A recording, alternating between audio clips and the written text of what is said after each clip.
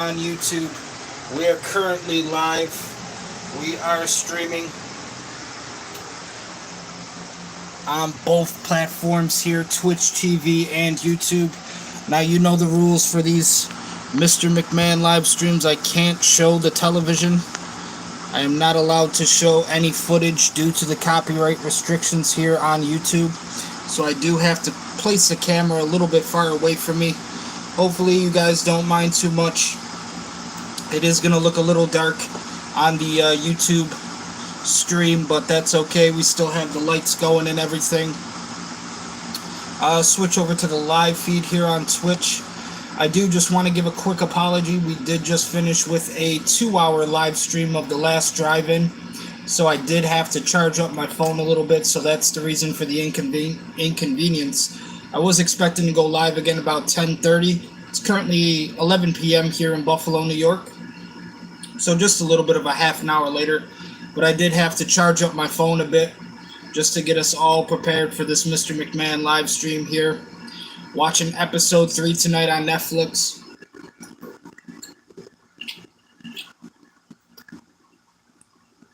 So thank you for joining me tonight, wrestling fans. And we are going to get started immediately this episode.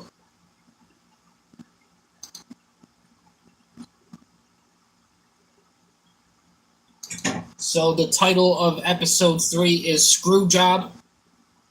And I kind of am expecting that this isn't just going to be about the Montreal Screwjob against Bret Hart.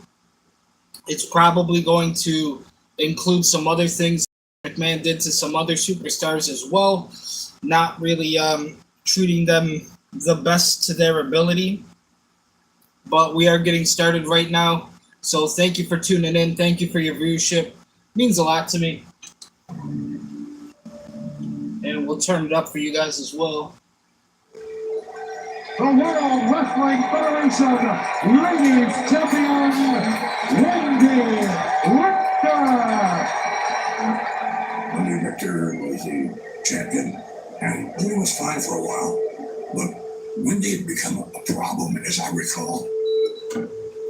Every woman in professional wrestling wants my belt, but I want it too, and I had to... When it was time to do the honor, so to speak, and pass that championship to someone else, she resisted. And it was like, this is show business. You know, I'm writing a script. You're holding my championship. It's mine, it's not yours. I'm not going to give it up. Well, all right. I'm going to make you give it up then. This contest is for the Ladies Championship. The audience is expecting a match. So you don't want to fire someone when they're expecting a match, because you're screwing the public then. So get the match in the ring, as my dad used to say, and then you figure it out. Belt's gone, and we're underway in this title matchup. The match is in the ring, and Wendy has a championship, and it's really easy. Somewhere in this match, Wendy's going to get rolled out. Told the ref simply, just count to 3. Oh, small package. Nicely executed. Whoa, was that close? What was that? Referee counted 1. I lifted my shoulder up, and he counted 2, 3, even with my shoulders off the mat. So apparently, even right there, before Bret Hart even had to face the Montreal Screwjob, Vince McMahon was already doing these tactics way in the early days when he had Wendy Richter as the women's champion. He's basically saying, you know, Wendy Richter refused to give up the championship. She did not want to lose. Her job as the champion is kind of to pass the torch to the next superstar after her. She refused to do so. Vince McMahon said, it's my business. It's my wrestling promotion. I'm the one who's writing the script, so I'm going to make you lose it if you don't want to give it up. I'm going to make you give it up. So he basically tells the referee at some point in the match, Wendy Richter is going to get rolled up. Just count to 3. That's exactly what the referee did, and you can see a lot of shocked faces in the audience. A lot of people was not expecting Wendy Richter to lose, especially in that kind of fashion. But it looks like Vince McMahon was already doing these tactics way before Bret Hart and the Montreal Screwjob. Has lost the title. That was a very painful night. My dreams were completely shattered. I was humiliated, and it was on television. I didn't care. It was like, with the public being an uproar. Oh my God, it really wasn't a fair count. My answer to that is, life's not fair sometimes. And, I don't fight fair. There's a saying in wrestling, it's nothing personal, just business. And I think that's what Vince McMahon is. He's a businessman. Then he came back after the match. She looked at me, bowed her head, and walked out. That was the last I ever saw Wendy. But for me, it was nothing personal. This is business. And there's nothing I wouldn't do for our business.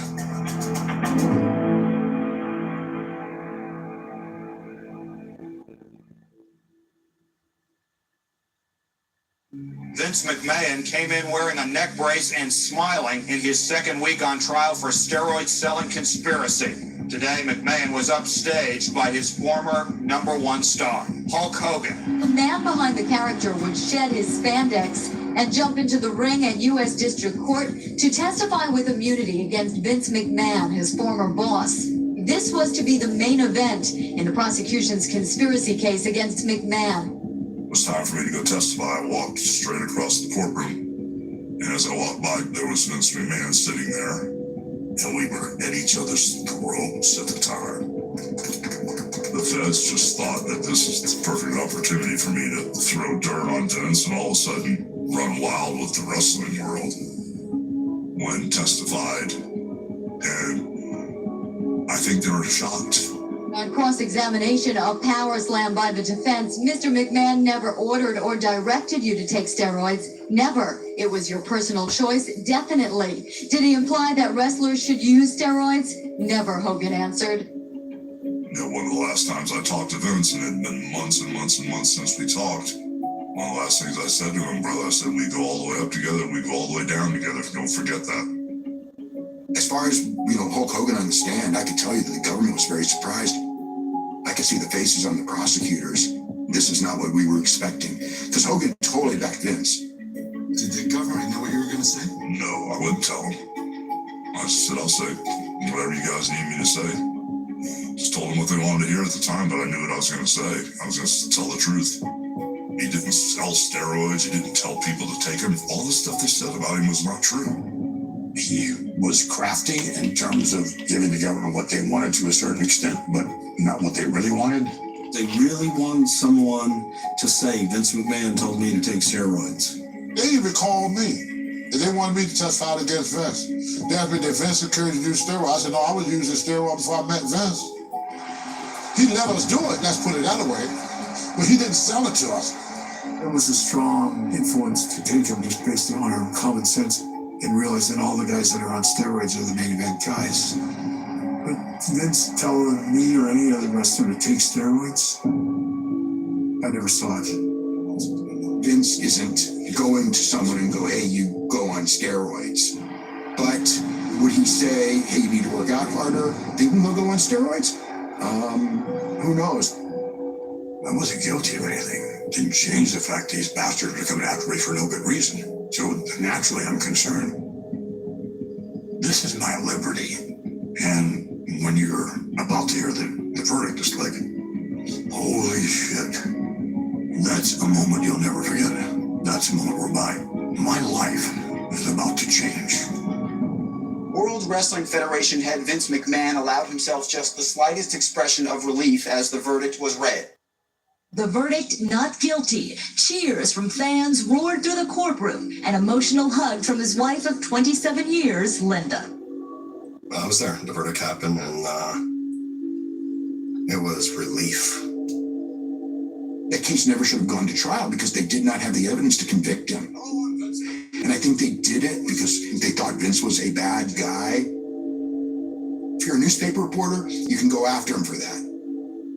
If you're going to put him on trial, you have to have more than that. If there were any doubters as to what the World Wrestling Federation was and is all about, I think this just cleared up all of them. I remember Linda going like, the case proved we didn't have a steroid problem. And it's like, no, the case proved by all testimony that most of your guys were on steroids and your biggest stars were on steroids. That's what the case proved. They're going to try to portray him as the good guy, but it's like Vince was the bad guy. He wasn't convicted, nor should he have been, but he wasn't the good guy. I don't know that I learned really anything. The only thing I learned out of business is some people in the federal government suck. World Wrestling Federation. Vince always paints himself as the victim in this trial.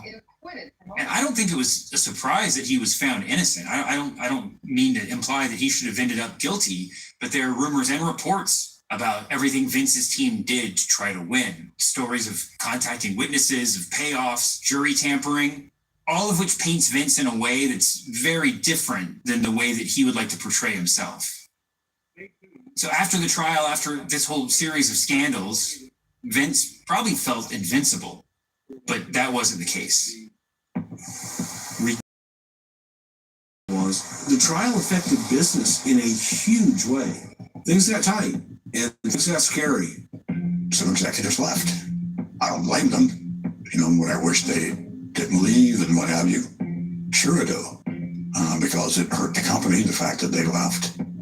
During that period, I mean, their business struggled. They had years that they lost money. Their revenues were way down. They were in pretty big financial straits. The company took a huge drop in attendance. It was no more sellouts.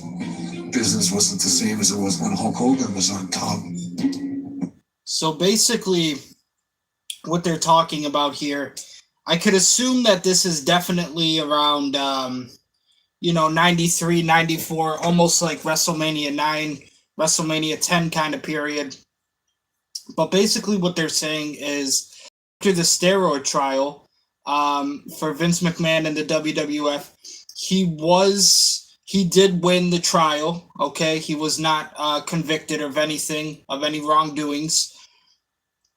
But because of those trials, because of the steroid allegations, and I mean, like I said, guys, I said it during my last stream, you can basically go back and see how ripped and how jacked some of those guys were. Ultimate Warrior, Hulk Hogan, Jimmy Snuka, a lot of the top guys in the main event definitely kind of gave off the image that they were on steroids or using them to benefit in their workout routine. Of course, Vince McMahon, he wins the trial, and but it also hurts the reputation of the WWF, right? Because this is another reason I think why people will always have the assumption or just the idea that it is fake, because a lot of those guys are on steroids or whatever. But it hurt the overall image because here you have somebody like Hulk Hogan, who's the face of your company, who's always telling you, eat your vitamins, say your prayers, drink your milk, and do good in school. But behind the scenes, he's the guy who's kind of taking steroids to help his image and help the way that he's kind of perceived on cameras. And like I said, in the locker room around those early 90s, late 80s, I mean, pretty much through all the 80s and the 90s, I mean, a lot of those guys were on steroids because that's just the way that it was. It was common practice in WWF and pro wrestling. If you wanted to be, if you wanted to have an intimidating presence on cameras and television, you had to look a very specific way in Vince McMahon's WWF at that time. And like they said, after Vince McMahon is cleared of all the allegations, it still hurt the company's reputation. They lost money. There were no more sellouts because I think it just hurt people's idea of the people that felt the same way about those guys. Okay, they no longer could say, oh, well, these are the heroes that we can look up to and hopefully one day aspire to be. Instead, it was like, hopefully one day you don't meet your heroes because you'll find out some nasty truths or just, the overall negative side of things that you don't want to realize.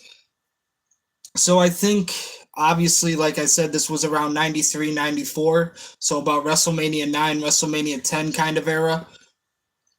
Hulk Hogan is kind of already on his way out after WrestleMania 9 because of the steroid allegations, especially. He did not appreciate, being in that kind of spotlight.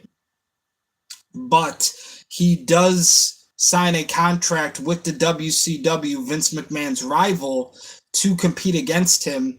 And now that's also going to start hurting the business and affecting the WWF, because now WCW has all the former stars against him, and his product is kind of a little stale. There's a lot of gimmicky characters at the time. The stories are not great. The bookings are not great. And really, like they're saying, they're losing money. There's not a whole lot of sellouts at the arenas that they are performing at. They probably had to go back to doing smaller venues at this time. And it just overall hurt the business. Even though Vince McMahon did win the allegation trials, it definitely hurt the business's reputation.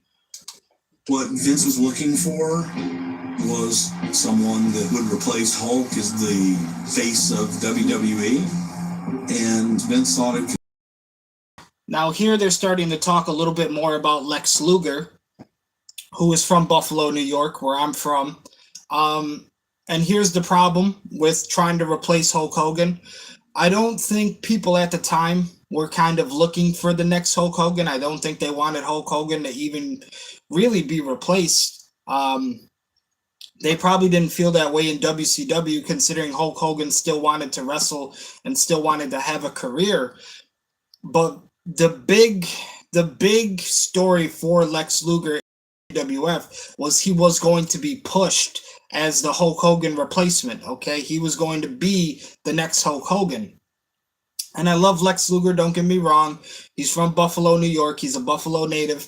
But like I said, I don't think that's exactly what fans wanted at that time. And that's exactly why it didn't work out. After Lex Luger leaves, you pretty much have, guys like Bret Hart and Owen Hart thrown a little bit more. And since this episode is called Screwjob, I can only assume that we're going to hear from Bret Hart's side of the story once they do talk about the Montreal Screwjob. But Lex Luger, he's great. He's from Buffalo, New York, the same place that I'm from, born and raised. But at the time, like 93, 94, I don't think WWE fans wanted a replacement for Hulk Hogan, and they didn't want somebody to be pushed as the next Hulk Hogan, you know what I mean? So things didn't really work out for Lex Luger in the WWF either.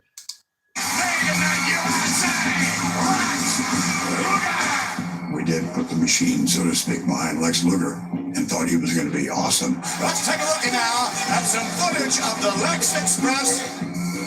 Lex was okay, but nowhere near Hulk Hogan. I know it. You know it.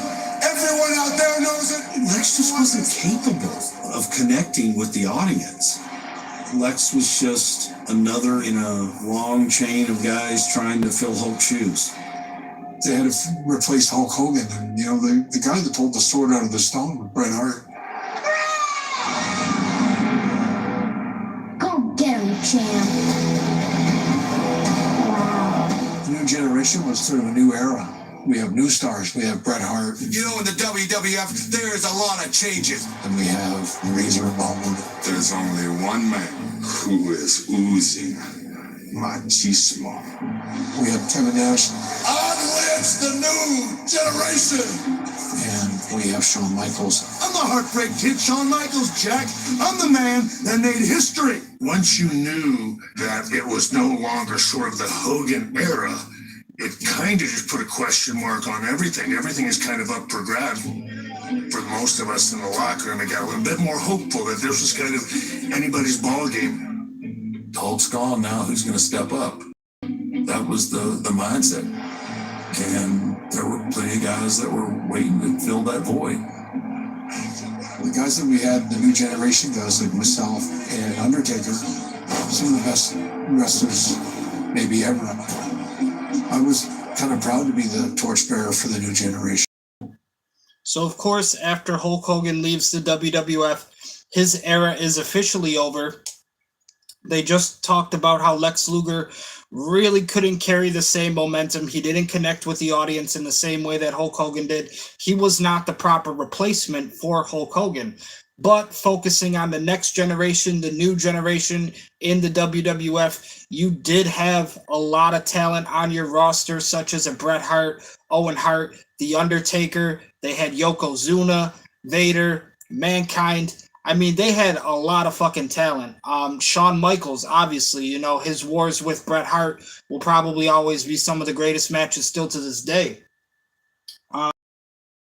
Was a new generation in pro wrestling, and they still were kind of being, you know, they were kind of still the B show compared to WCW and what WCW was doing. So it came down to Vince's writing team and everybody at the WWF to work together to basically say, hey, if we don't want to lose our fucking jobs, we got to compete with the WCW now. There was just so many liabilities on the company at that time, and I was the safest guy. Bret Hart's not going to get busted with an underage girl in a hotel, or we found a kilo of cocaine in his bag. It seems to me that you bring a certain humility. That's why I've been saying we're going to make you champion for a long time, and you can hold the fort while we deal with all these issues right now. Bret comes from the Hart family, which has produced many, many performers in the past. Very interesting family. Bret didn't have all that much charisma. He had some, enough. So it was kind of nip and tuck there for a while. Same time, during the course of that, Ted Turner starts grabbing some of the talent and whatever, so had to deal with that as well. Ted opened up the checkbook and said to the people working there, you can do whatever you want, just make this happen. WCW was different than WWF because there's so much more money there. I mean, I cut these crazy deals when I first walked in, and it was like dying and going to heaven again as far as the wrestling business. The amount of money he was offering them was far greater than the amount they have ever made. So it was logical for a lot of them to leave and go join Ted's organization. And you can even hear Vince McMahon talking about here how a lot of his former talent wanted to leave and be recruited by the WCW simply just for financial reasons. Okay, like they say in the business world, money talks, and Ted Turner had the bigger checkbook and the bigger bank account than Vince McMahon at the time. So the wrestlers in WWF, they're probably performing about 7 days a week, 52 weeks a year, but in WCW, you could determine your own contract. You could tell them, I only want to do 100 appearances and pay me this amount of money. Ted Turner and the WCW would say, okay. And for them, it was still good business because the WWF once had. So it only made sense that for financial reasons, a lot of the stars in WWF wanted to shift and go to a different opportunity with the WCW. They were making more money and they had to work way less. What you gonna do? You know, shortly after Hulk Hogan, Randy Savage all of a sudden became available. Unfortunately, Randy Savage has been unable to sign a contract with the World Wrestling Federation. That was the next big one. And that's when things started to really feel like we had momentum. After Hulk jumped on board, after Randy jumped on board, people were looking at WCW a little differently. At one point, I had a meeting with Ted Turner, and he said, Eric, what's it going to take to be competitive with WWE? I said, well, Ted, Monday Night Raw, you know that's on Monday night on USA in prime time, right? We're on Saturday night at 6:05 Eastern, 3:05. So one thing that Eric Bischoff is also talking about here is how the WWF at the time, again, this is early 90s, most likely 93, 94, even probably going into like 94. But at this specific time, Monday Night Raw had on USA Network. They had a slot on Monday night where they could air on television. WCW was still doing Saturday Night Wrestling. And don't get me wrong, I talked about it before, how I love the idea of Saturday night's main event from the WWF. I love the idea of Saturday Night Wrestling. In today's era, it probably doesn't work because of all the things that they have going on the weekend now, such as UFC events, certain sporting events. You have movies, video games. All of this stuff now is way different than it was back in like the early to mid 90s. This is about 94, 95 now. But before WCW could ever secure a primetime slot with Monday Night Nitro, they were still on cable TV on Saturday night, TBS, at 6:05 p.m. So one of the ideas that Eric Bischoff had to compete with the WWF and Monday Night Raw was he wanted to go head-to-head with the WWF and Monday Night Raw on Monday night. And that is how they created in WCW Monday Night Nitro. 5 Pacific. And like I said, you know, I do enjoy the idea of having Saturday Night Wrestling. I love Saturday Night's Main Event. AEW still tries to do it with Collision, but I can guarantee the ratings on AEW Collision are not as great as the ratings on like a Wednesday Night Dynamite or even a Friday Night Rampage after Rampage comes on after SmackDown. So it's almost like they're still head-to-head a bit in today's current modern day. You have AEW really trying to be like a modern day version of WCW in a way. I actually do prefer a lot of the AEW stuff over WWE right now. But again, you have at one point they had the Wednesday Night Wars where it was NXT versus AEW Dynamite, and then NXT decided to move to Tuesday nights. But now you kind of have the Friday Night Wars where it's SmackDown versus Rampage. And AEW still has a Saturday night slot with Collision. I love the idea of wrestling on the weekends. I love the idea of Saturday night's Main Event and Collision and all that. But again, in modern day retrospect, you're probably not going to do the amount of ratings that you want to do. And WWE is currently doing all of their pay-per-views from my era, PLEs today. If you watch it, you're the new generation. They decide to do all those on Saturday night anyways. So it probably wouldn't work out the same way that it did a lot of years ago. Could it come back? Sure. But, you know, like I said, AEW and Tony Khan are trying to do it with Collision, but it's just not as popular as their other shows or anything that's really happening right now at the time. We can't compete. And without missing a beat, Ted looked over to the head of TNT and said, give her 2 hours every Monday night on TNT. And I was like, oh, what? I just thought it'd be a good idea. At least show that we've been on the mat for so long. We had been hammer locked, sucker punched, beat up, jumped on, stomped out, chairs broken over our heads, all the wrestling stuff by Vince for so long that I just thought we'll just go head to head with it and see how it goes. We'll get in the ring with it. As soon as I heard they were going head to head, none of this, like, ooh, we're in trouble. I don't know what's going to happen now, but it won't be good. Or we're going to put us out of business, quite frankly. Welcome back to the action here on the debut edition of WCW Monday Nitro. Now I've got this thing called Nitro. I've got to figure out a way to create some real surprises. So the first night that they have WCW Monday Night Nitro, I do remember the story of this, and they're showing the footage here as well. Eric Bischoff literally decided to have the event in the Mall of America, which I believe is in Minneapolis, Minnesota. But he had it in the Mall of America because he didn't know if people would buy tickets. He didn't know if WCW could really outperform WWF on a Monday night. But he decided to have it in the Mall of America so that way the people watching and watching could decide for themselves if they preferred that product.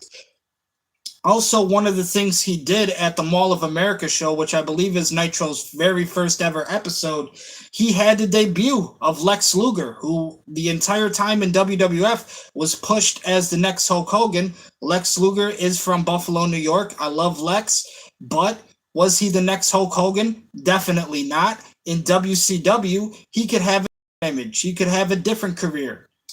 Matchup we have got in store. What in the hell is he doing here? For their first show, they had Lex Luger show up. We had him on one of our live events the Sunday night before, and then he appeared on Nitro the very next night. It was a big surprise. It was like, oh my God. What are you doing here, Luger? When Lex walked out, not only was the audience in shock, But everybody in WWE wasn't shocked because they thought he was still under contract. And he's not. It was fortuitous in the sense of timing because Lex Luger was tired of WWE. He wasn't happy there. So I said, okay, Lex, here's the deal. We're going to do a deal. You cannot tell anybody. You can't tell WWE. You just go about your business. I'm here for one reason. Yeah, that was embarrassing. That was really embarrassing. It pissed. And one of the things, like I said, they did in the WWF, they wanted Lex Luger to be Hulk Hogan's replacement. What is the first story that WCW comes up with as soon as they acquire Lex Luger? They put him against Hulk Hogan. Vince off. Ah, it was a beautiful thing. Lex Luger, you're a good man. All I had with these guys was handshakes. Not a question of a contract expiring. I just had handshakes. They had worked for years and years. No longer was it working because of Ted's enormous wealth. You know, it was like, man, wow, it is brutal. Because you help get these talents over, you help build them, and all of a sudden, poof, they're gone. They had one-upped us.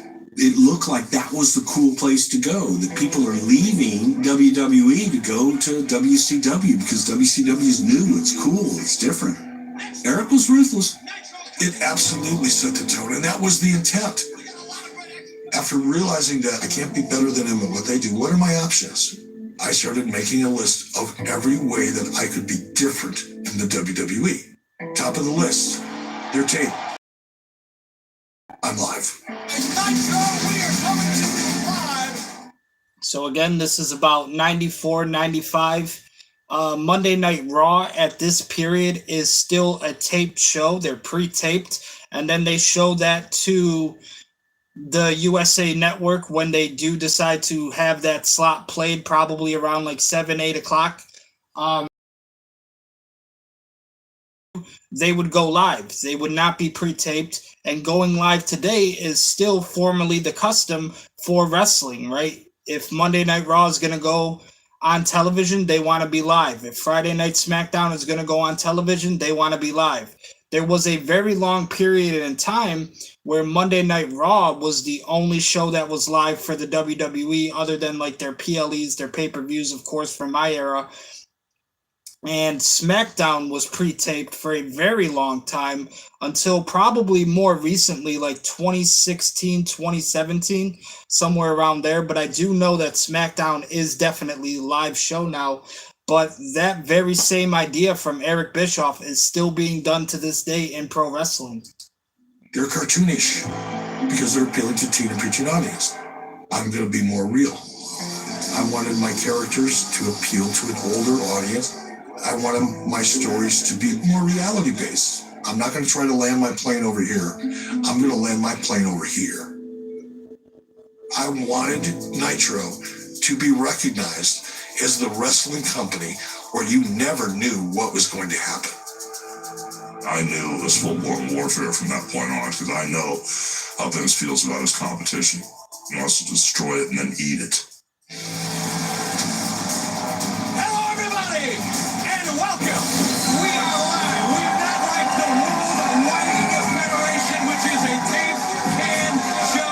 I had live TV now, so I had the ability to do things that my competition couldn't do. That gave me a really strong tactical advantage. At that time, Monday Night Raw was still being taped, and the results of those tapings were public because there were 5 or 6 or 7,000 people in the arena. As soon as our show would open up, I would say, hey, we're live and anything can happen, and not like those other guys. In fact, don't even bother watching that show because here's what happened, and I would give away the finishes. In case you're tempted to grab the remote control, check out the competition. Don't bother. Shawn Michaels beat the big guy with a super kick. Stay right here. It's live. It's where the action is. They would give away the results. That hurt us for quite some time. Aggravated the hell out of us for sure. It's little things like that that just went and it was digs, constant digs. I wanted to upset the WWE audience because I knew if I upset them enough, they'd actually tune in to see what kind of dastardly stuff I was going to do next week. And there were many things that they did to aggravate the hell out of us, which when I'm angered, then I'm going to focus all the more. But I knew that was close to Vince, like Hulk, like Randy. They would say, Vince will never sell. He doesn't sell. He never sold a thing. Selling is wearing your emotions on your face. Yeah, Vince will never let you see him sweat. Don't sell it. Never acknowledge the competition. And then the more people would tell me, the more I would go, oh, watch. I'll get him. Here to bring out our former women's champion with our championship belt, and live on their show, throws it in the trash. They're showing the footage now of Alundra Blaze, who was the current women's champion at the time, still under contract with the WWF. Alundra Blaze didn't like the way she was being treated, or a lot of the women being treated for that matter in the WWF at the time. So while she is still under contract, she shows up on WCW Monday Nitro and literally throws the women's championship in the garbage. Vince McMahon's own title being thrown in WCW trash, and it was another nerve striker, right? It was to get under Vince McMahon's skin and to get under the WWF audience and to just kind of drive them crazy even more.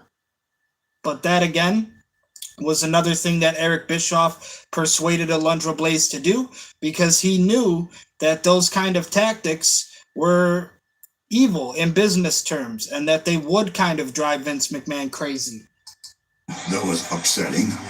It was like, oh my God. Gnawing at him and biting him and doing everything I could to get him to react, and he did. Billionaire Ted, first of all. They started doing the Billionaire Ted skits. That was the first real sell that finally got him to react, which means he was off balance. Why can't I buy the WWF? When I first saw him, it's like, oh, well, let's tape these things. I got to run them up to Ted. We brought him up to Ted, and Ted laughed his ass off. He thought they were funny as hell. And that's supposed to be the huckster. So when I said, we're trying to have some fun with them. And then Kay Koplovitz shut us down. It was really distasteful. We didn't like it particularly, even though we were competitors with Turner. It just didn't belong on our air. It isn't who we wanted to be at USA. Kay Kop. Now, Kay Koplovitz is a female. She is an owner at USA Network. And she did not appreciate the skits that WWF was doing about Ted Turner at the time. They did the Billionaire Ted skits, and they would show Hulk Hogan, Randy Savage, all of their former stars kind of in a negative light now, kind of showing how they backstabbed the WWF almost. And Kay Koplovitz, owner at USA Network, immediately shuts those skits down. She says, that is not what we want you showing on our network. We do not believe in that kind of rivalry. We don't believe in that kind of friendly competition. It is a bad image for USA and the WWF to be talking about the other brand and the rivals in that kind of situation. Koplovitz made us stop because Ted was a friend of hers. We're friends, friendly competitors, I guess you might say. And Kay Koplovitz, who is an owner of USA, she didn't like them making fun of Billionaire Ted Turner, because Kay Koplovitz was friends with Ted Turner. So she didn't want the WWF making fun of her friends, essentially. USA Network suggested that we stop because they were receiving heat from folks in the Turner organization saying this is over the line, and now you're talking about how much lithium he takes. Jay, where's my lithium? In hindsight, I wish that we hadn't have done that. I think we should have been above it, but we did. And that's also where I figured out Razor Ramon and Diesel, they're not staying, because I asked Razor and Diesel to do one, and they didn't want to do it. Why wouldn't you do this? Yeah, I just don't want to do that. Are you going there? No. Had long conversations with Scott Hall, Razor Ramon, and Diesel, Kevin Nash. They really didn't want to go to WCW.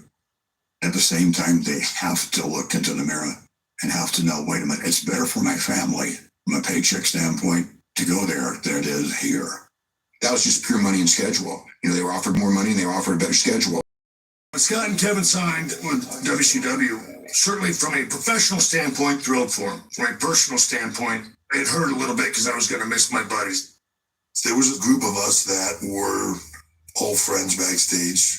The Clique, Kevin Nash, Scott Hall, Shawn Michaels, and myself. So Triple H now talking about a group that was in WWF at the time, known as the Clique. They were more of a backstage group than like more of an on-screen kind of tag team or whatever.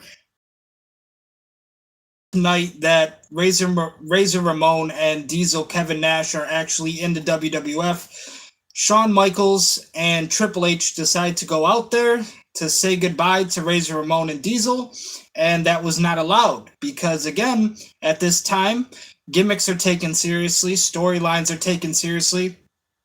Bad guys are not supposed to be seen with good guys, and vice versa. The good guys cannot be seen with the bad guys. So when Shawn Michaels and Triple H decided to go out there and say goodbye to Razor Ramon and Diesel Kevin Nash, basically had a little bit of a celebration goodbye, and that came back negatively on one person specifically, Triple H, more than anybody else, because after Razor Ramon and Kevin Nash decided to leave WWF, Shawn Michaels was already pretty much the face of the company, so they probably didn't want to hurt his momentum and hurt his popularity, so the only guy that they could really take it out on was Triple H, who was still kind of a mid-carder, not really as popular as Shawn Michaels at that time, but of course, later down the line, Shawn Michaels and Triple H create the group The Generation X, and Triple H starts to have a little bit more of his own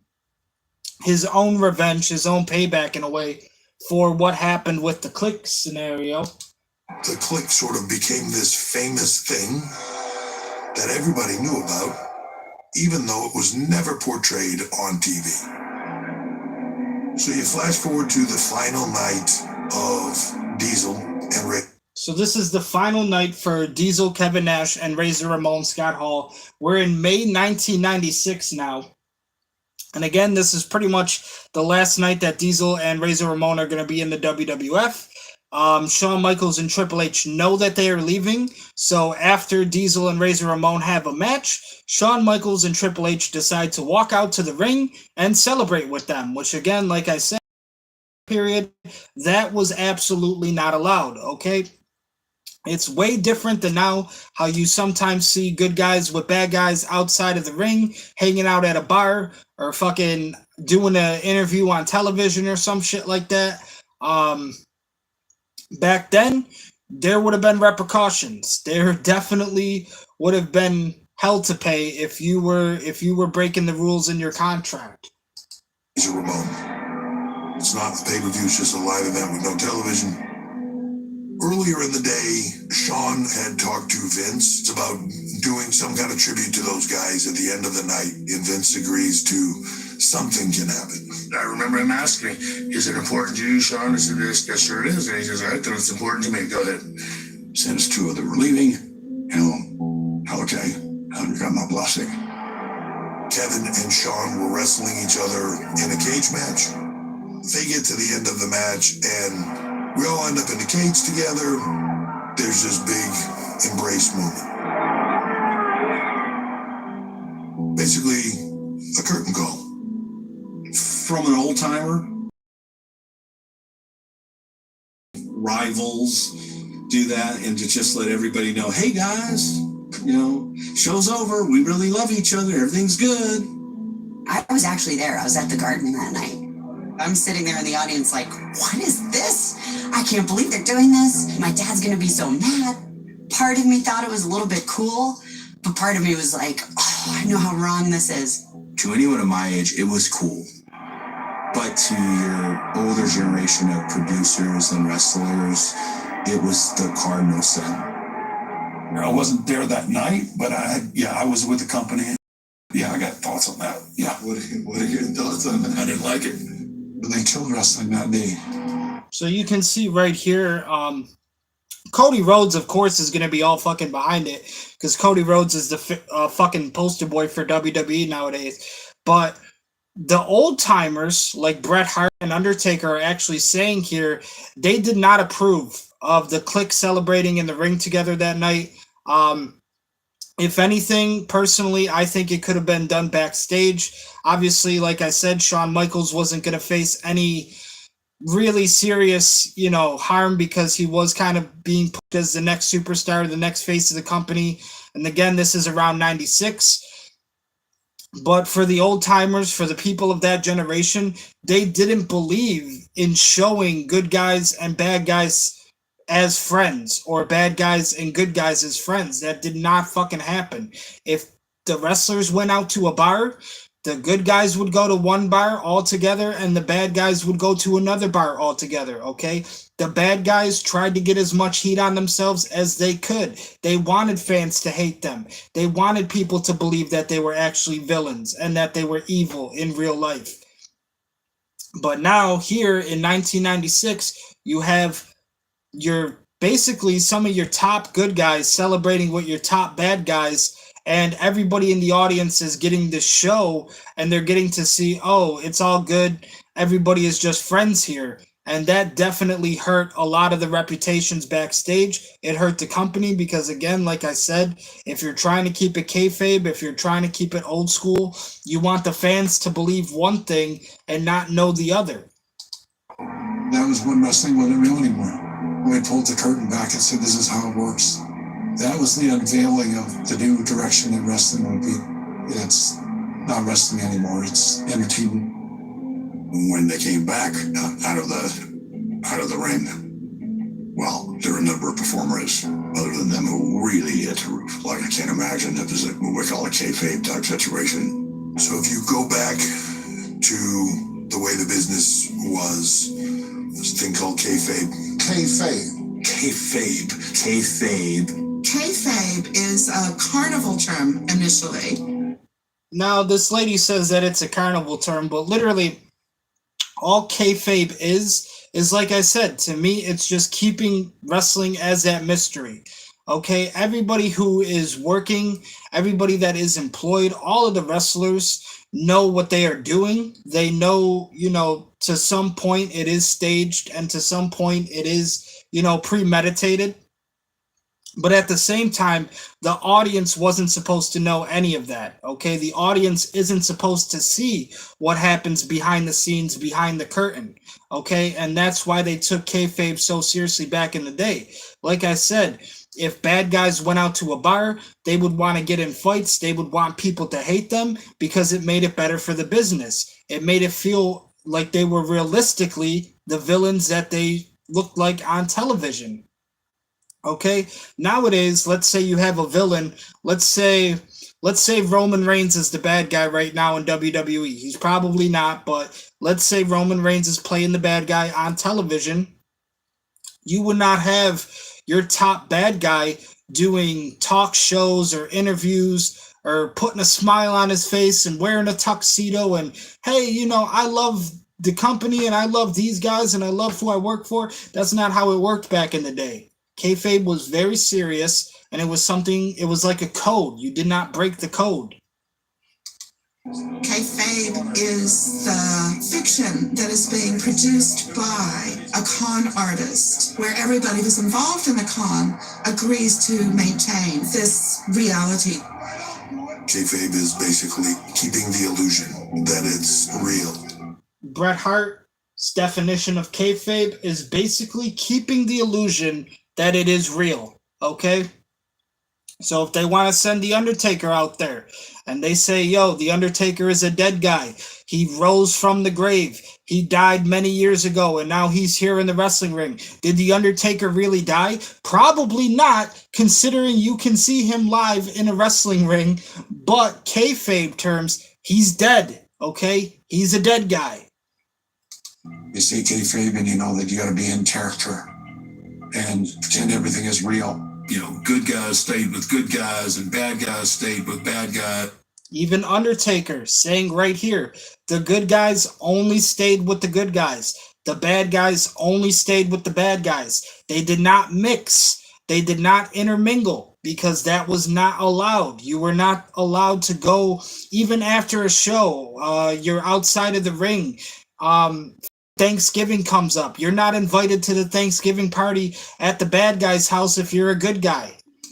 Is never should the two intermingle. And for years and years, we tried to work off of the premise that wrestling was not predetermined, and that when you had a feud with somebody, it was a blood feud and it carried on outside of the ring. The way I came up in the time period I came up, I lived that and I believed in that mindset. Even though I knew, like, they know that I'm a real person. And this is The Undertaker saying himself, you know, he just believed in that kind of mentality. They believed in that kind of mindset. It's a lot of the old schoolers. It's a lot of the original cowboys of the Wild West at that time for the WWF, but it's that older generation mentality to keep wrestling a mystery. And that's what I love about wrestling. That's the wrestling that I always loved, when the fans didn't think they were fucking experts, when the fans didn't see everything that happened behind the curtain,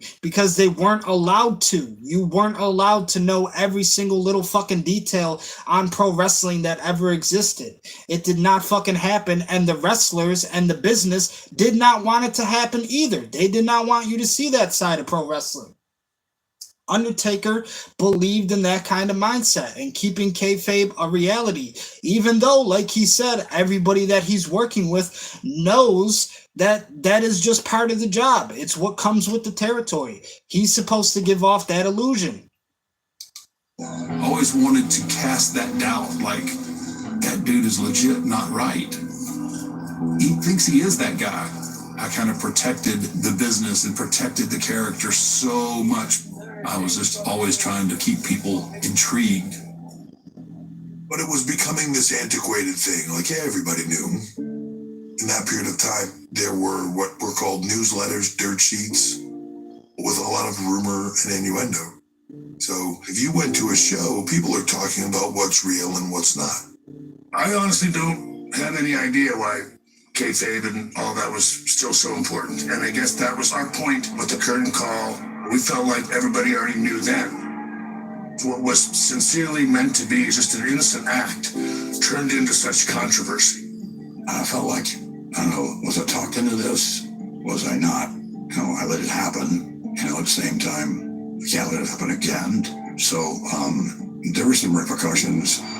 Kev's gone. Scott's gone. Sean's WWE champ. Kevin Nash, he's gone. Scott Hall, he's gone. They packed their bags. They went to WCW. They got a new contract. They get to work less and get paid more. Shawn Michaels, he's the WWE champion. Are they gonna try to damage his popularity? Are they gonna try to hurt his momentum? Most likely not. So who do you think took the fall? Who do you think got in trouble for the curtain call and the Click celebration? It was Triple H. It was Paul Levesque. It was the only guy that they could turn to say, hey, this is what happened and this is what we're gonna do. Heads are gonna roll, but it's gonna only be one, and it's going to be mine. Somebody has to pay for that, and, you know, in that particular case, it was Hunter. So at that point in time, I was supposed to win King of the Ring, and that's all gonna. So at that specific moment in time, Triple H, Hunter Hearst Helmsley at the time, he was going to be the next King of the Ring winner. He was going to win the King of the Ring tournament in WWF, and because him and Shawn Michaels decided to break kayfabe and they decided to break the code that is so sanctuary, they could not push Triple H to the heights at that time that they wanted him to go. He had to be punished for his decisions with the curtain call and the Click goodbye. I said, you know, that's the one thing that's crazy to me. The biggest reaction of the night, by far, was that moment. The world is changing, and we're going to have to change with it, I think. And he said, yeah, but then I can't just let this go. And to quote Vince, you're going to have to learn to eat shit like the taste of it. you're going to have to learn to eat shit and like the taste of it. That's pretty much what Vince McMahon told Triple H. Vince was not yet ready to adapt, to evolve into the modern age, but WCW was. Welcome to WCW Monday Nitro on TNT. I've been thinking about this storyline in my head for a long time, called it The Outsiders, but I couldn't quite make it work the way I wanted to make it work because I didn't have the right talent for it. And now with Scott coming in and Kevin Nash becoming available, I now have the perfect test. You people, you know who I am. It's the bad guy. But you don't know why I'm here. Chico, it's the bad guy. Razor Ramon. Two guys coming in from the outside to wreak havoc inside of WCW. This is where the big boys play, huh? We ain't here to play. The Outsiders showing up and coming to WCW. I'm sorry, I know this is a little bit of a side note. When I went to a 50 Cent concert in Buffalo, New York, it was actually at Darien Lake, but I went to the 50 Cent concert. I shit you not, I have a picture of it in my camera. There was this dude dressed exactly like Scott Hall, Razor Ramon. I mean, he had the slick back hair, he had the NWO t-shirt, he had the toothpick, the sunglasses, chain, everything. I showed it to my brother. We fucking laughed our asses off. I said, Chico, it's the bad guy, Razor Ramon. But I still love that memory. Went to the 50 Cent concert, and who would have thought that I'd get to see Razor Ramon? You know, it's just fucking everything coming full circle. I got to go to the 50 Cent concert, and of course, I'm the person that sees Razor Ramon. I mean, he was literally like in the next row, like over it, and I just snapped a picture of him real quick. He was with the wifey or the girlfriend or whatever, but I mean, this dude was like fully decked out, and you could tell who he was trying to be. Chico, it's the bad guy.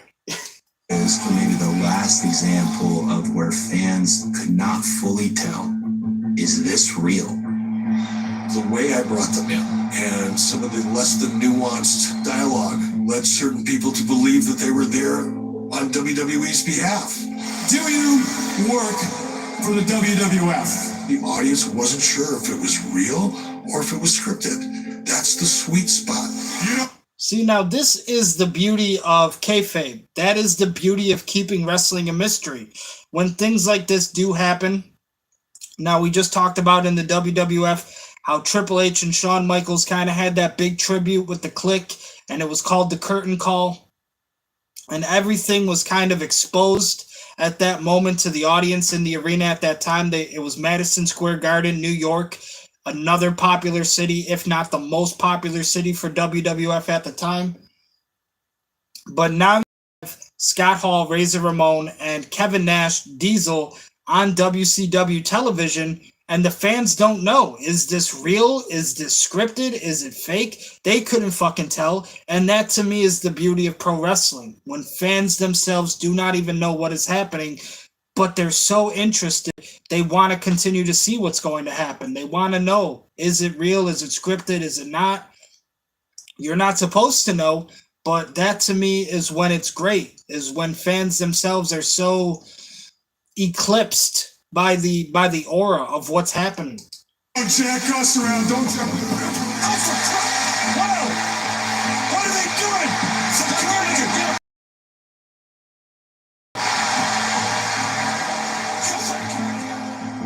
It was a hell of a great idea.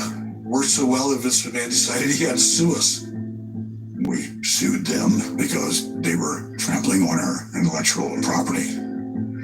They were presenting Scott Hall as Razor Ramon. They didn't say his name was Razor Ramon, but it was as close as you could get without saying, hey, Razor Ramon. You're stealing. No, that's not the right way to do business. Stealing is in the eye of the beholder, isn't it? It's funny because immediately Vince went into sympathetic babyface mode. He started whining like a little schoolgirl with that. He'd be bad doing our tabs, trying to run us out of business. When you have the resources of a Ted Turner and you use these resources in a predatory fashion in an effort to put a family-owned business out of action, I think it's time for someone. Bad billionaire Ted is. Now we're talking about here, obviously at this point in time, right? This is like mid 90s, kind of going into late 90s now. Ted Turner is still the billionaire. He's still got the bigger wallet and the bigger bank account than Vince McMahon. Ted Turner and everybody at Turner Broadcasting, TNT, TBS, they did not appreciate wrestling the same way that the WWF did, however, okay? WWF, for its entire lifespan, has most Vince McMahon even saying right there, Ted Turner trying to erase a family-owned business. But Ted Turner did have the resources. He did have the money to make those kind of decisions, and that is exactly what they did to the WWF. He did not care if they were family-owned. Now, okay, in modern-day terms, the WWE is still family-owned. Obviously, Vince passed down all the control to his daughter Stephanie and his son-in-law Paul Levesque, Triple H, who are in control of it right now. They have the joint contract with UFC and TKO. But, you know, back then, Ted Turner and Turner Broadcasting, TNT, TBS, they did not give two shits about pro wrestling. If it failed, they just said to hell with it. We'll move on to the next thing. Nowadays, at least, it has come back in a certain kind of a way with All Elite Wrestling and AEW, which I am absolutely a fan of. I love to see that.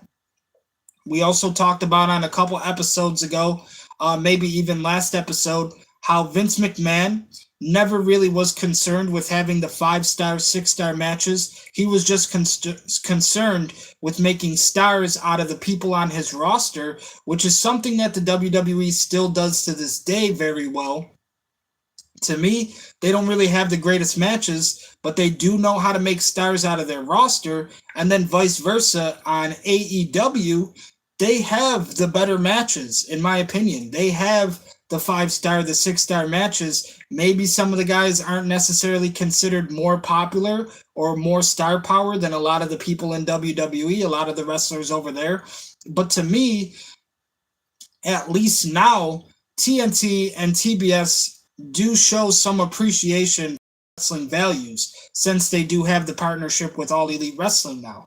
Like I said, things that were happening back in the 90s, it's kind of in a way happening again in modern day society now, where we had WCW versus WWE. Now it's kind of AEW versus WWE. Trying to hurt this small little family-run business. There has been a systematic attempt to raid the World Wrestling Federation of its talent. They raided our talent. Vince did the exact same thing to Vern Gagne in the AWA and other territories. He literally went into those territories and offered their talent better deals. That is exactly the MO of Vince McMahon in 1984 and 1985. You know, he took stars that other people had created in certain parts of the country and signed them up for more money. And God bless him, he had the right to do it. It's free enterprise. But they had the right to do it too because it's free enterprise. So they're saying here, you know, this is kind of how Vince McMahon got into the wrestling after his father, Vince McMahon Sr. What did he do? He took all of the stars from the other territories, said, hey, I'm going to pay you more money. I'm going to give you better contracts than you have working for these small little territories. We're going to go all over the world. We're going to go all over America. I'm going to make you a star for our promotion now. Vince McMahon did that shit in the 80s. And now in the mid to late 90s, it's kind of coming back on him in the same way. Okay, billionaire Ted Turner is now taking his talent, the people he made stars, they're putting them on WCW television now. They're giving them WCW contracts. One of your quotes was that Turner engaged in predatory practices. Did you didn't see any similarity to sort of what you were doing in the territories? No, again, Ted's philosophy was let's go hurt. I'm going to hurt my competitor. And that's not mine. I want to go compete. You didn't look at what Ted was doing as competing? Sure did. But you said that your philosophy is different than Ted's. Like he's trying to hurt the person. Correct. some would think it might be hypocritical for me to say, okay, I don't hurt someone else. I just do what's best for me. Yet when someone comes after me, I don't think they have the right. Sure, they have the right. Again, what I say a lot of times is totally different than what I think. And the public doesn't understand that sometimes. As a businessman, you have to throw things out there. It's not really the way you feel, but it controls thought process by doing that. Vince is going to do whatever it takes to be successful on the business side. And during the Monday Night Wars, WCW was challenging us to fight. A lot of people would tell you that when Hall and Nash went to WCW, that was the turning point. But if you go back and you really look at the numbers and you look at everything that happened, what really turned the corner for WCW was the Bash at the Beach, where... Now, this is July 1996 that they're talking about, the Bash at the Beach for WCW. But one thing I do just want to add is WCW also had countless opportunities to push stars and make a whole lot of money off of future talent that they did not see any potential in. Okay, a lot of the guys that WCW fired that would go on to be successful names in the WWF, such as Stone Cold Steve Austin, The Undertaker, they had so much talent. I mean, if you look at what was happening during the Attitude Era and the Monday Night Wars, they had Chris Jericho, they had Rey Mysterio, they had Eddie Guerrero. They had so much talent in WCW, but their perspective was always to push the NWO. They wanted the NWO to always be on top, to always destroy everybody. The NWO was on top for so long, it got to the point the NWO could not be on top anymore, right?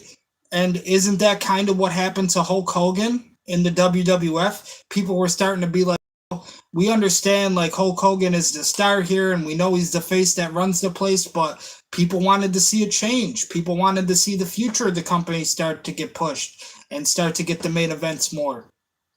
Kind of the same thing happened in the Monday Night Wars when WCW just decided to keep pushing NWO down people's throats. People got tired of the NWO after 4 or 5 years. The Outsiders were going to bring in the third member. Who's it going to be?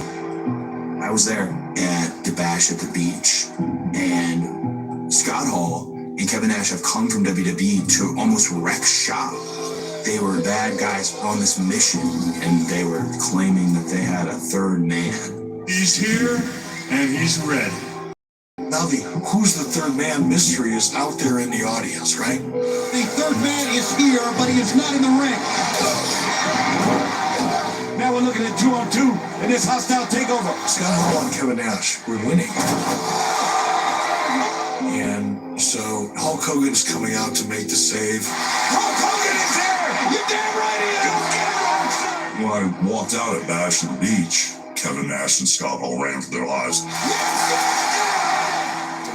Now, Bash at Beach, 1996 for WCW, was the death of the red and yellow Hulk Hogan Hulkamania era, and it was the birth of the black and white Hollywood Hogan and NWO era for the WCW.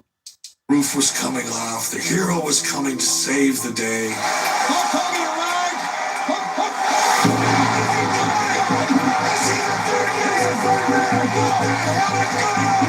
When Hulk finally dropped the leg on Randy Savage, people were literally shocked. It was a huge defining moment in all of sports entertainment because it was surreal to think that the biggest babyface, the biggest good guy in the history of the industry is going to go the other way. Now, this is considered to be one of the greatest heel turns of all time. The night Hulk Hogan kills the red and yellow Hulkamania era, and he switches. He becomes the black and white Hollywood Hogan NWO version. It's considered one of the biggest heel turns in history. A lot of people don't like when the top babyface, the top good guy, has to switch over to a heel. It didn't really work with Stone Cold Steve Austin. People all the time will say that John Cena was supposed to turn heel or some shit. I don't believe in any of that, because John Cena, if you go back and look at the history of John Cena and his wrestling career, one, he started out as a bad guy, the Doctor of Thugonomics, in about 2003, 2004, then switched over to the hero of the company. But also, people hated John Cena just for him being John Cena. He never had to turn heel. There were times where John Cena's music would hit, and the fans would either chant, "Let's go Cena," or "Cena sucks," right? They chanted to his music for years, "Cena sucks." So John Cena never needed to turn into a heel or a bad character, because the fans already hated him for who he was. And that's why you never got to see a Cena heel turn. That's why I don't believe in a Cena heel turn, because all of John Cena's career, he had to fight against the adversity from the fans alone. Can't turn Hulk Hogan bad. You can't do that. That was a big holy shit moment. A career of a lifetime, right down the drain, kid. When I walked out to be a bad guy, I knew this was going to be the greatest moment of my career, or this would destroy my career. That's the first time I'd ever been told there's a thing that's too much heat, and maybe this was. That rumble was there. Cody Rhodes is obviously fucking wrong about that statement, because this propelled WCW to even further heights over the WWF. Too much heat. Cody, you don't know a fucking thing about Too Much Heat. You're the face of the fucking company right now. You could probably never get over as a bad guy, even if you wanted to. But this took WCW to even heights that they couldn't even imagine in the Attitude Era and the Monday Night War era. Hulk Hogan was, again, the hero of the company, the entire wrestling industry for that matter. He was considered the babyface of the company. And now he switches over to the dark side and he becomes a villain. I know we did. The heel turn nobody ever saw coming, especially fucking Cody Rhodes, I'll tell you that much. Didn't have anybody watching the ring in case they started coming, you know, and back in the day I was used to them coming. Coming in. Well, he didn't last long. There were people throwing stuff in the ring and booing and screaming. There were people crying. I never thought I'd see people throwing the ring. It was the most amazing moment of my career. When you want to get everything you can out of the audience, sometimes it's got to be a little uncomfortable. And it was just a very strong punch to the gut for wrestling fans. When they made Hogan the heel, had that been something that you guys were considering ever? No. Terry and I always thought that we would simply keep Hulk Hogan as a good guy and always be someone standing up for justice. Vince McMahon missed out on the most lucrative opportunity. He could have been the one to turn Hulk Hogan heel. Now you see, that isn't a contradiction to what Cody said. Cody thought that about when he talks about heel wrestlers, because Cody Rhodes couldn't try to get over as a bad guy even if he wanted to. Vince McMahon was saying how when he talked with Hulk Hogan, when they had plans for the Hulk Hogan character, he always wanted him to represent justice, he always wanted him to represent America, and he always wanted him to be the what WCW did when they turned Hulk Hogan into a heel character. That was such a big benefit to the business, because now WCW had even more momentum. They had something different that the WWF never had. Every piece of trash that got thrown in the ring was like a gold brick as far as WCW was concerned. Wow, he did that very well. A lot of fans forget that I was a bad guy when I first went to the WWF to work for Vince's father, so it wasn't like this is my first barbecue. And so I just slid into that snidely, whiplash, evil Hollywood character. Tell these people to shut up if you want to hear what I gotta say.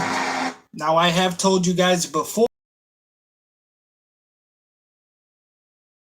version of Hulk Hogan, okay? And you can see many similarities throughout their careers. They both are the fucking muscle-jacked good guys. They both represented America in a way. They both represented justice. John Cena, obviously, hustle, loyalty, and respect.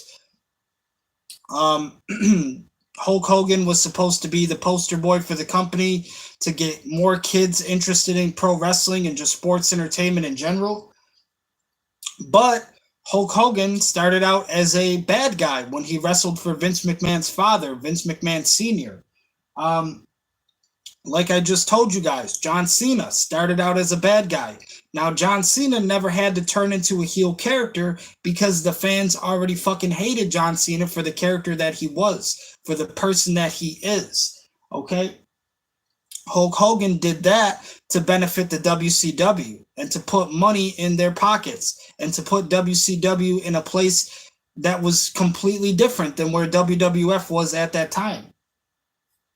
And I also want to say I loved that John Cena got to do that match with Bray Wyatt before he passed away. Rest in peace, Bray. But if you look at that I believe it was the Firefly Funhouse match, they had a moment where John Cena was imitating Hollywood Hogan. He was playing the air guitar on the World Championship. He was wearing the NWO shirt. Is my generation's version of Hulk Hogan. I went out there, I wheeled that promo from my hip, man. That was nobody talking but me. These two men right here came from a great big organization up north. I made that organization a monster. I made people rich up there. I wanted to push hard against Vince to prove a point that it takes two to tango. It just wasn't one guy that did all this shit. It just wasn't Vince that did all this. The man Hulk Hogan got bigger than the whole organization, brother. In those days, it was a personal relationship as well as a business one. And when business goes, relationship goes wrong. Vince is very much business is business. However, there are certain times where the human being gets hurt. With Hogan, it was personal. That was the moment in time that shit changed. You can call this the new world. The Outsiders eventually became the NWO storyline. Here's the NWO. Ready or not, here we come. The NWO was coming in to take over WCW and take all their biggest stars and eventually overcome WCW. It's the only way to go. Yes, it was a storyline. Yes, they were characters. But in every sense of the word, the NWO brand was in many respects more powerful than the WCW brand. During that period of time, WCW was cool. It had the cool factor going on. I started to see WWE as less than. New World Order, it was edgy and like nothing anyone ever seen. And they started kicking our ass week after week after week. When Hulk became a bad guy, switched. And they beat us in the ratings, and they didn't look back for 83 weeks. How many weeks? 83 straight weeks. For 83 straight weeks, the NWO and WCW kicked the asses of everybody working at WWF and Vince McMahon. 83 straight weeks. That was the Attitude Era. That was fucking Monday Night Wars era. WCW immediately went to positions that they couldn't even imagine after turning Hulk Hogan into a bad guy. But like I said, they had flaws too, and we talked a lot about that in our Who Killed WCW series. You can go back and watch that on the channel if you want to. It talks a lot about the mistakes and the decisions that they made that hurt them down the line and why they didn't win the Monday Night Wars. 3 straight weeks. For 83 weeks? Was it 83 or was it 84? My podcast is called 83 Weeks. For 83 straight weeks, we were stomping a mud hole in WWE. We were so far ahead of them, it wasn't funny. For us to be winning, week after week after week, it became infectious. We thought we had the strongest team. We thought we had the better story. No way we thought we could lose. Not only are they kicking our butts in the ratings, they're mocking us. They're really having their way with us. This was a war, and I didn't know whether or not we even stay in business because Turner was coming after us. You know, I'm either all the way in or I'm all the way out. So once we committed to go after Vince, I was all in. Is there any question now? What is the most powerful organization in professional wrestling? At some point, you know, it was suggested to me that I become a part of the NWO, and it made sense because I was running WCW. I was recognized as the president of WCW. Who better to take over than the guy that's actually writing the checks? For this man, I would do anything. In the beginning of the Monday Night Wars, I don't think that Vince even considered Eric Bischoff. Vince looked at the Monday Night Wars as something between Vince and Ted. When you go back and you listen to the interviews, Vince always talked about Ted Turner. Ted Turner's wrestling organization. Ted Turner tried to put him out of business. Ted Turner this. Ted trying to own the World Wrestling Federation. Was Vince McMahon going to come out and say, hey, this guy named Eric Bischoff that's never been a wrestling executive in his life, that's only been in a creative role for about a year and a half, is kicking my butt every week for 83 weeks? He wanted the perception of the right, you can hear Eric Bischoff here talking about how it was more personal for Vince McMahon and more of a rivalry between Vince and Ted Turner, WWF versus WCW, in a lot of those early stages of the Monday Night Wars. Vince, somebody like Eric Bischoff, who had only been doing creative stuff, creative stories for like a year and a half. And sometimes I almost feel that same way with me, okay? I'm only going to be 27 years old next month. October is my birthday, October 18th, Libra season, ladies and gentlemen. But for me, I mean, I know far more information about wrestling. I'm far more creative than some of these peers out here of this new generation because I've been watching it for so long. I've been watching wrestling for as long as I can remember, honestly, since about 3-4 years old. I grew up in it. My brother did backyard wrestling. I went to a wrestling school in Lackawanna, also got to train with Daniel Garcia and Aiden Backlund, who is Bob Backlund's nephew. Daniel Garcia now of the AEW roster. He's being put in great stories and great matches every single time I see him. But for me, I've always felt like, especially back then when I used to watch wrestling, I mean, I looked at it way different than any other 3 or 4 year old at that time. And I taught myself more about the business, and I wanted to teach myself everything that I could possibly learn. Okay. When I would go to video stores, the first thing that I would do is I would look for pro wrestling tapes, and I would try to teach myself everything that I didn't know because I wanted to learn. So obviously, you know, you had to be very lucky to find pro wrestling tapes at video stores back in the day, like Blockbuster or Hollywood Video, Family Video, shit like that. But if they had it, I got it and I watched it and I taught myself everything that I didn't know. And like I said, I looked at it way differently than any 3 or 4 year up in today's generation. I mean, you guys now, you have the WWE Network or Peacock, where it's like this entire wrestling library of all of this shit where you can just access it for like $10, maybe like $20 a month. I never had no shit like that growing up, okay? I had to go to video stores and get lucky about, you know, trying to find some fucking tapes and teach myself shit that I didn't know. But the thing is, growing up my entire life, I taught myself and I learned the things that I didn't know, the things that I had to know. Taught myself how the business works. I was the person who watched it and I didn't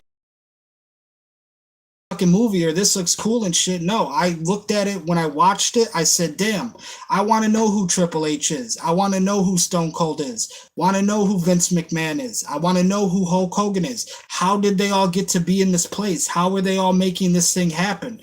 Those are the questions that I was asking myself growing up. And that's why I'm in the position that I'm in now. I mean, is anybody ever going to give me the credit at 27 years old almost 27 years old for knowing the amount of information and wrestling history that I know? Probably not, but I'm a wrestling aficionado, okay? And I consider myself to be one, a connoisseur, if you will, also. Because like I said, when I was growing up, I never had a fucking WWE network. I never had Peacock to where I could just access everything for like $10, $20 a month. I had to go out and find that shit out myself. Between Ted Turner, the billionaire media mogul, and little old Vince McMahon, that elevated Vince and made him the sympathetic babyface, which is exactly what Vince wanted. But for a lot of that Monday Night Wars, Vince McMahon considered his main opponent, his main rival, billionaire Ted Turner. Like I said, Ted Turner had the bigger wallet. He had the bigger bank account. He was offering former superstars under Vince McMahon new contracts. They could work less and get paid more money. Was Vince McMahon ever going to acknowledge that a lot of the creative things that happened with the storylines and the entire success of WCW, was he ever going to acknowledge that a lot of that came from Eric Bischoff? Probably not, because Eric Bischoff, this was his first time as an executive. This was his first time as a president of a wrestling promotion, and he had only been doing creative stuff for about a year and a half. So to Vince McMahon, it wasn't about Vince McMahon versus Eric Bischoff at first, but it was about the Vince McMahon versus billionaire Ted Turner. Do you remember the first time hearing about Eric Bischoff? I didn't know. Actually, I didn't realize this. But years before, Eric had come to WWE and auditioned as a television announcer. Hero? Hulk Hogan, absolute. And we talked about this too on the Who Killed WCW series that we did. Before Eric Bischoff was ever involved with WCW, he tried to work for the WWF. He wanted to be involved with the WWF. He went there to go audition for announcing, and they turned him away. They said, "You're not good enough for this." So now Eric Bischoff found himself another career with another wrestling promotion, hence him. The man, the myth, the legend. And I didn't get the job. I was very disappointed. Did you regret not hiring him when you saw him show up over there? Regret not hiring him? Yeah. No. You don't regret it? I don't think I regret anything in my life.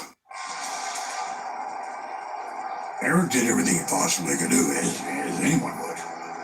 But everything that he basically did pretty much was a WWE creation to begin with, including when we took our talent that we had created. At that time, I wanted to hang on to one of my stars. So I made a deal with Brett. He flew up to Calgary, flew up to my house, and Hello at all to my WWF fans. Well, I'll be with the WWF forever. All right. As soon as I signed this, Vince is not going to be good. This wrong thing, ego-wise, it was a bad move, bad business move to try and keep Brett. How did they keep Brett? No, dumbass Vince, you didn't have to. Just create new stars, Vince. So in any event, I have this big contract, and it's not working. So I go to Brett and I say, "Brett, look, I can't afford to pay you what I'm paying you now." My dad took Brett's contract and showed Brett where the loopholes were. So Vince McMahon and Bret Hart obviously being one of the most popular stars in WWF around this time. Again, this is about 96, 97. But Vince McMahon offers Bret Hart a 20-year contract. And unfortunately, it gets to the point for Vince McMahon where he cannot afford to pay Bret Hart the salary that he desires anymore. So they have to come to some new agreement, and obviously we can tell things did not really go that good for Bret the Hitman Hart. And said, "Look, you can use this as leverage to help negotiate yourself a much better deal with WCW." So Brett went for the other guys and was paid a lot of money. Bret Hart happened to be the WWF champion at the time. All that my dad expected back was for Bret to do the right thing business-wise since he was leaving and lose to Shawn Michaels. Now, Vince McMahon is aware that Bret Hart is going to leave. WCW offers him a contract. WCW offers Bret Hitman Hart all the money that he wants to be paid. Bret Hart accepts, but he is still under contract with the WWF at the time. Now, what is going to be the right thing for business? Obviously, we've seen it with Wendy Richter at the start of this episode. If you're the champion and you're leaving the company, you drop the title and you hand it over to the opponent, right? You pass the torch, essentially. Bret Hart did not want to lose to Shawn Michaels. He did not want to lose as the WWE champion, WWF champion. So Vince McMahon decides to pull the Montreal Screwjob. Brad, you have property around your waist belonged to WWE. Didn't belong to you. You didn't win it. You were granted that. I can't let you go to Turner with the WWE Championship belt. That doesn't make any sense. Bret had different ideas. Everybody felt like he should drop the title to somebody before he goes. And I don't even think Bret had a problem. To me, Shawn was a real dick at that time. Now, of course, this is about 96, 97. Bret Hart and Shawn Michaels had a really big feud with each other during this time. Some of the greatest matches in WWF history. But Bret, he did not personally, as Shawn Michaels even said, Bret Hart had a problem with losing and taking the title off around his waist. But it was going to be to Shawn Michaels, and that was kind of the problem for Bret Hart. And that's just the truth. The Bret and Shawn rivalry thing, it was real and authentic. Now, during this time period especially, I mean, you could argue two of the great time and also in the WWF at this time were Bret Hart and Shawn Michaels. They were considered the best of the best, two GOATs of their era. And if Bret Hart had to lose to somebody, I would say Shawn Michaels, but Bret Hart probably just WWF champion. But his rivalry with Shawn Michaels, it was real, it was authentic. Again, we talk about kayfabe. This is something that was a little more personal. They were considered the best of the best in wrestling at that time. Both Bret and I felt that Vince and the WWE were kind of capitalizing on this. Two great performers. We're not getting along. Shawn started cutting what we call shooting promos. They would go off script, and say something personal. He stabbed the World Wrestling Federation in the back. Why? For his financial gain. After a while, you begin to know what bothers somebody. Look, I was such a prick. I came close to punching Shawn out quite a few times. Even though lately you've had some sunny days, my friend. Telling on national TV that I'm banging Sonny when I'm a married man. You're crossing a line where you're messing with my family. You're messing with me on a personal level. And it's bullshit. What were your thoughts about that? My thoughts at the time were, well, this is good for television. The Survivor Series, presented live by Clinton. So we have this last match in Montreal. Okay, I want you to do the honors for Shawn tonight because we need someone to replace you. And Bret said, well, I don't want to do that. Myself and Vince. Vince said, look, refuses to do it. I don't remember all the specifics, but basically I was the one that was like, well, fuck that. If he won't do it for him. I met Vince when I was 23 years old. I've spent more time with him than I have my own father. I get emotional about it because it's, I put him through a lot. I was in a bad place for a lot of years, and he put up with it. To me, he deserves something in return for that. And so for that, I give him my loyalty. All he had to do is leave me and say, Shawn, this is what I want. And I did it. On that night, he did not want Bret Hart walking out of that building with the shame. Young, of, I was told that it was going to be the schmoz finish and everybody was going to get involved. We were going to throw the match out and we'd figure out what to do afterwards. A schmoz is a big brawl with a bunch of different guys and the referee just throws it out. No one really wins or loses. And it's like, that works for me. So they tell Bret Hart it's going to be a schmoz finish. Obviously, they fucking lied to him. But Bruce Pritchard, Vince McMahon, everybody, Bret, Shawn, they came to the agreement. We're going to do a schmoz finish. There's going to be a big brawl outside of the ring. Nobody wins. Nobody loses. Bret gets to keep the title. Obviously, that's not what fucking happened at Survivor Series with the Montreal Screwjob. But the WWE have been screwing wrestlers in different ways for a long time.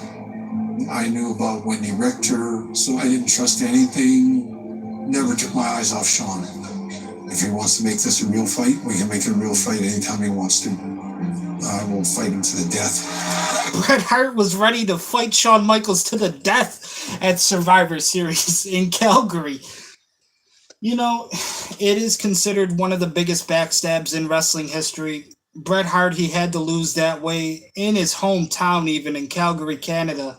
And it's unfortunate that that's what they had to do to take the title off him. But like they said, Bret was leaving the company. They knew he had agreed to a contract with WCW. And Vince McMahon had to do something. I mean, there were so many conversations where, Bret, you got to lose. You got to drop the title. You got to give it to Shawn. Bret Hart didn't agree with that. Gave him the old Hulk Hogan. Doesn't work for me, brother. So Vince McMahon had to do what he felt was necessary, and that was the Montreal Screwjob. If you watch that match, it's a great.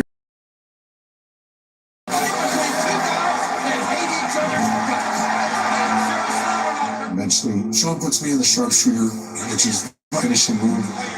And in fact, puts it on wrong. If you see it, I correct Shawn while he's doing it, and he switches it, puts it on right, and then turns me over. And I can see the timekeeper, and I see Vince yell at him. Timekeeper, ring the bell, ring the bell. Even though Bret never tapped out. And he won't ring it. He's like stunned. He's like, and then I see Vince snap at him. And then ring the fucking bell. So, at the end of the match between Shawn Michaels and Bret Hart, Shawn Michaels applies Bret Hart's own finishing move on him, the sharpshooter. Bret Hart is pretty much defenseless at ring the bell, and that is the ending and the finish to the Montreal Screwjob. Bret Hart never tapped out, never wanted to tap out, but Vince McMahon wanted him to lose. So Bret Hart lost that night in Calgary. The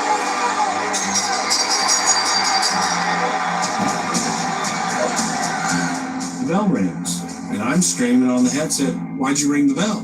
And obviously, you know, Montreal and Calgary are two different places.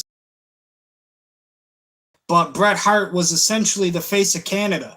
So when he lost in Montreal, he also lost in Calgary, okay? Again, it's the Montreal Screwjob. Bret Hart is from Calgary, Canada. He represents the entire nation of Canada. He's the WWF champion.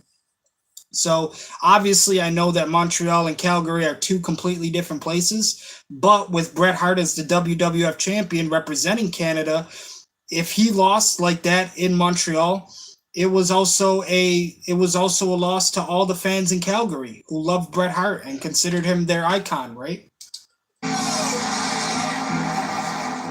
And I can feel it. Like everything is coming to me now. It's like they did it. They did screw you. I wanted to be out at ringside so that he would know what happened. And I took back what was mine. Bret obviously didn't like that. When you have a match as hard as I was wrestling at the time, you get a fair bit of froth in your mouth. I leaned over and I spit on his face. I got him bullseye. Right into my eye. That was gross, but nonetheless I thought, damn, how did he do that?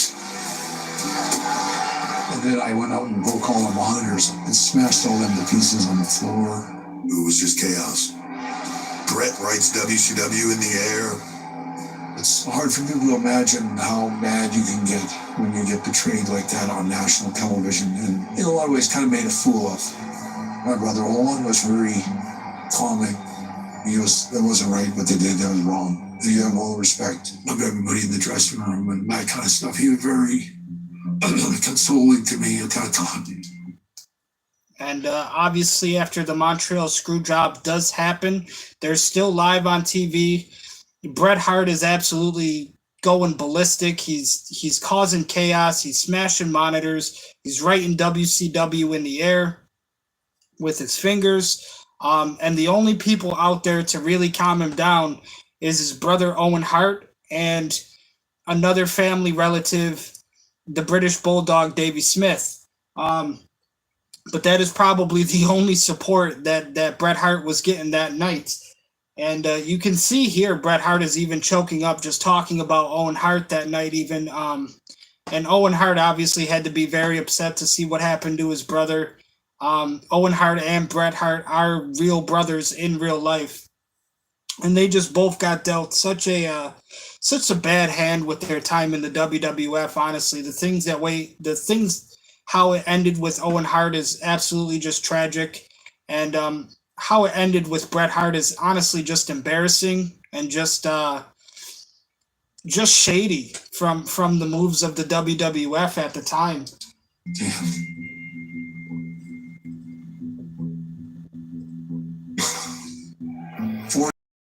Years I've given Vince McMahon 100% every night. I've bled for him. I've took front turnbuckles at 100 miles an hour. I've given him Christmas mornings with my kids that never happened. I've never missed a show. I've given this guy everything I got. I couldn't have given a man more than what I gave Vince McMahon. None of that mattered. When Vince screwed me that day in Montreal, when I walked back to that dressing room, I'm ready to kill him. Like beat him to death. Sean, you were there on that? Fucking idea. I didn't know I got to my fucking witness. And this is actual footage here of Bret Hart backstage. Him and Shawn Michaels are obviously both in the locker room, and he's asking Shawn Michaels straight out, like, did you know what was going to happen? Did you know that shit was going to go down? Shawn Michaels telling him, dude, like, I had no fucking idea what was going to happen tonight. And Bret Hart is fucking fuming, all right? He is ready to beat Vince McMahon into oblivion. Look, he came up immediately and said, did you know? I said, hand to God, I did not. Vince was so adamant. We had to absolutely swear that we knew nothing about this. And say I knew nothing about this. This was a Vince McMahon call. And Vince McMahon even gave orders to Triple H and Shawn Michaels to just lie to him. Just fucking look him dead in the eyes and just lie. Tell him you know absolutely nothing. You don't know what's going to happen. You don't know the finish. But in reality, everybody that night kind of, who wasn't a relative of Bret or Bret Hart especially, everybody else pretty much knew what the fuck was going to happen. And it resulted in the Montreal screw job. Yeah, well, swear to God, all you want, and someday God is gonna strike you down. It was chaos in the back and people everywhere freaking out. Just remember someday, Hunter, what goes around comes around. And that's Julie Hart expressing a lot of listen, I knew absolutely nothing that was going to happen tonight. But Julie Hart is saying, you can lie, but one day God is going to strike you down for your lies. What goes around comes around. It's just a lot of frustration, a lot of anger from the Hart family at this point here. Obviously, this is entirely after Survivor Series, so just minutes after Bret Hart got screwed over in Montreal. And again, just his hometown of Canada. Like I said, when he lost in Montreal, it was almost like everybody in Calgary lost too. Everybody. I remember being just so pissed that they did things this way. I think Vince is in a panic mode, and it's kind of like, what can I do to stop this rebellion right now? I felt like, in a strange sort of way, because Bret and I had this relationship, I felt like I sort of owed Bret something, because from his standpoint, I double-crossed him. Vince said, look, he's going to want to hit me, and I owe him that. I can picture him walking in that locker room in Montreal. Everybody else fired up, everybody else emotional. don't want to watch Vince get punched. Finally, Brett gets up, walks across the room. They all kind of meet. I walk over to his locker room, hands down, and Brett hauls off and man, he hit me so hard, right in the temple. There was no, like, Vince is going to give me a shot. Like, I don't know where they get that story, because that is such a bunch of bullshit. It was Vince and me came at each other, and we actually tied up like a wrestling match. Everybody's ready to pounce on me as soon as we grab each other. And I remember going, the only way I can get a shot in, one shot, maybe, is an uppercut. And I came right up between Vince's arms, and it was like, when you hit the bell. They fucking locked up like it was a wrestling match. Triple H had to leave the room because he didn't want to see his fucking father-in-law get fucking, oh my God, uppercut. Holy shit. So Vince McMahon and Bret Hart, they tie up. They do the wrestling tie-up. And the only way that Bret Hart could get a shot on Vince is if he uppercut him.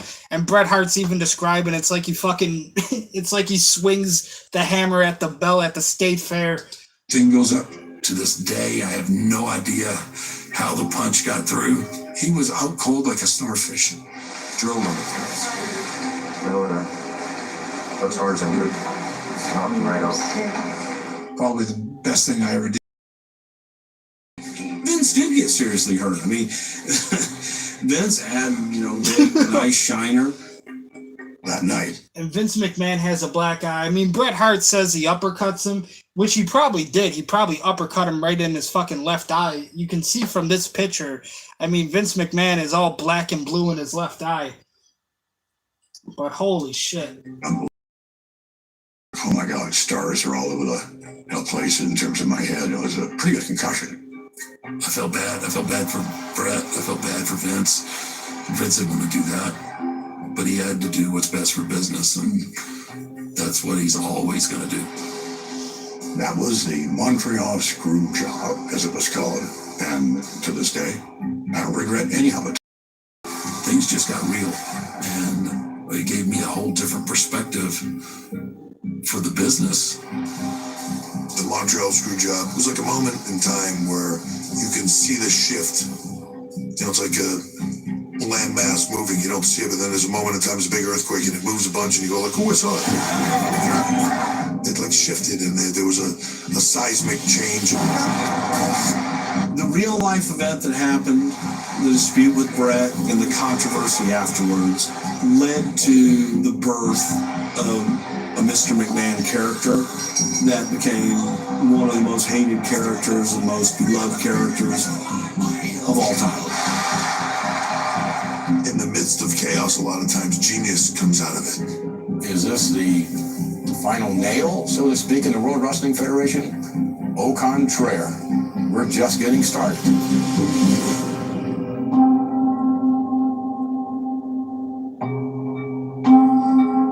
And there you have it, ladies and gentlemen, wrestling fans. That is going to do it for episode 3 tonight. You can see in the final conclusion there, they talk about the Montreal screw job. We'll just close out on that. They talk about the Montreal screw job and the aftermath of the Montreal screw job, how because of Vince McMahon's perception after that to the fans was he is now the villain, that helped create the Mr. McMahon character for Vince McMahon in the Attitude Era after what he did to Bret Hart. So the next time we stream will most likely be on Monday, because tomorrow's Saturday. We're going to be watching some college football games. Sunday, we got the Buffalo Bills playing. They're facing off against the Baltimore Ravens, another great AFC team. So I'm all Bills Mafia. I'm going for my Buffalo Bills chat. So I will be watching that game. I believe it's at nighttime too, about like 7:30, something like that.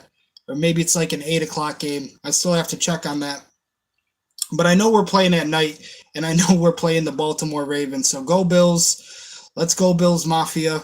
So this weekend, I pretty much have off from streaming. And the next time we stream again will be on Monday night. We'll do The Big Bang, the season finale of Season 7 of The Last Drive-In with Joe Bob. We're going to do episodes 17, 18, and 19. And then we will also continue our Netflix series here with the Vince McMahon documentary, and we will watch episode 4 together. So thank you so much for joining me tonight, guys. I really appreciate your time. I really appreciate everybody hanging out with me and just getting to learn some stuff. Maybe you guys learned something new. Maybe you didn't. Maybe you just wanted to hang out. That's cool too.